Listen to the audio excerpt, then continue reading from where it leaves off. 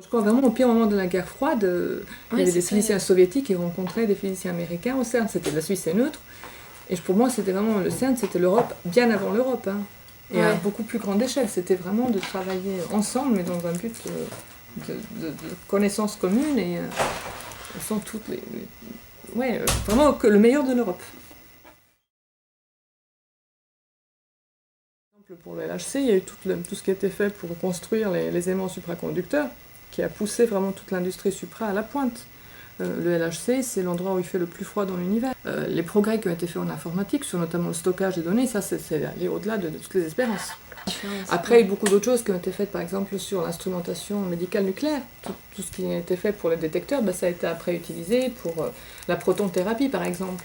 Ça a poussé la science des matériaux vraiment aussi aux extrémités. Ensuite, ça a des retombées, mais des retombées, c'est pas ce qui motive cette recherche-là. Il y en a forcément des retombées après.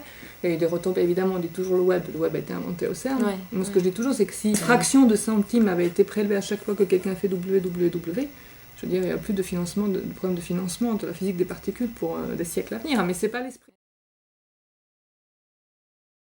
La chose la plus formidable, c'est que quelque chose de totalement nouveau soit découvert, parce qu'on dit que le LHC a été construit pour trouver le Higgs a été découvert, donc l'honneur est sauf, je dirais, mais quelqu'un disait que ça aurait été bien mieux si on n'avait pas trouvé.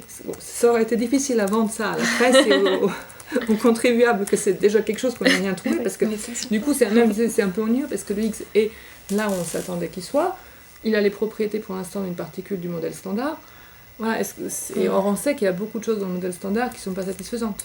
Donc, ça serait que ce soit exactement le fine-tuning des valeurs des constantes soient telles, des couplages, que ce soit exactement que le modèle standard qui soit possible, ce sera pour certains pas du tout satisfaisant. Donc, est-ce qu'il y a d'autres modèles? Alors, la supersymétrie, les dimensions supplémentaires, donc tout ça. Donc, on espère découvrir d'autres choses. Alors, la chose qui est recherchée depuis le plus longtemps et qui est la plus massive, c'est les particules supersymétriques. Pour l'instant, on n'a pas de traces. Une des choses qui est des plus grandes inconnues, c'est évidemment l'énergie noire.